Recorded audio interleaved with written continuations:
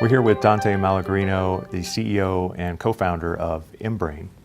Dante, first of all, give us a quick description of what Embrane does.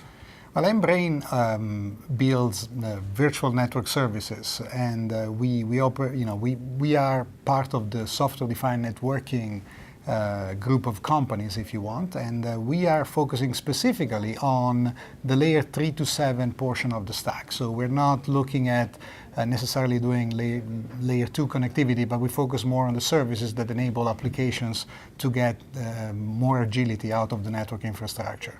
Okay, now why the focus in that part of the network as opposed to, it seems like a lot of software-defined networking is talking about layer 1 and 2. Why going higher up?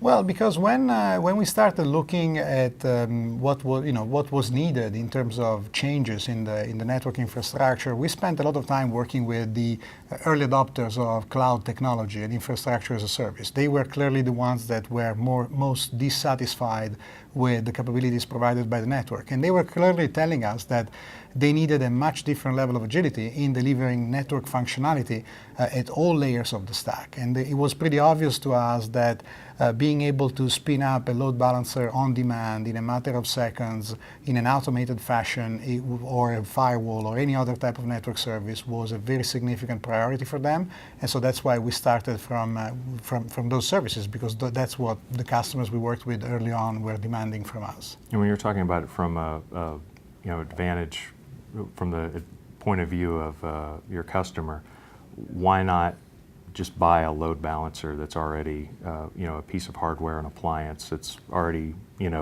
put together and everything, and put that in your network? What would be the big advantage of doing it the other way? And certainly that's the way people have been doing it pre-SDN, let's say, right? Mm-hmm, sure. Let's say that you can get certain things accomplished by doing it that way. But it's going to be very difficult to provide, if you're a service provider, for example, dedicated services to your customers. If you're an enterprise, to provide isolation between multiple application environments. Usually hardware is very rigid, very constrained, it's not programmable. So it's something that fits very well in static, rigid environments, but doesn't really meet the needs of the dynamic environments that people are building right now, whether it's in the enterprise or in the service provider markets. The network's evolving too quickly to rely on single-purpose appliances for a lot of the tasks that maybe cloud computing is demanding. If you think about the biggest problem that the network has been experiencing over the past few years, and I think SDN at large is trying to address, is lack of agility, right? Mm-hmm. And this lack of agility has a psychological connotation, I think, on the teams. When you look at at an IT organization, the network guys are not cool anymore. Oh, right. The cool guys are the system guys, because now the system guys, they can spin up virtual machines in a matter of seconds, and they can, they talk cloud, and the network guys are falling behind, and all they have is a bunch of hardware that they can rack and stack, and nobody needs to touch, because if you get too close to it, who knows what's going to happen. It won't work anymore, yeah. And so we need to give them tools to be much more agile. We need to give the network teams a way to be cool again. Oh, okay. And I think that's what, at the end of the day, SDN is mostly about. Make the networking guys cool again. And how does that pay off for the enterprise or the service provider when they're buying into your, I guess I should, to say it properly, you're buying into your platform, not necessarily a product, but it's sort of a platform play, right? They're certainly buying in the platform and the vision, because they understand that there is something much bigger than what we can deliver today that's going to be relevant for them in the future. But even today, with the products that we make available to them, they can achieve a level of agility that we're not able to achieve before.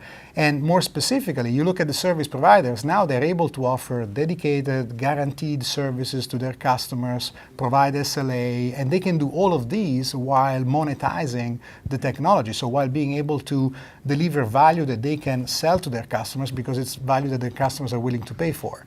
When you look at the enterprise, we are enabling enterprise to build private clouds that can be used for more than just very simple workload, for very simple workloads. We're enabling enterprises to develop much better dev test environments for supporting their development needs. So there are several use cases in the enterprises that are also very relevant, but it all boils down to this increased level of agility. Okay, Dante, thanks very much for talking with LRTV. Thanks for having me. Thank you.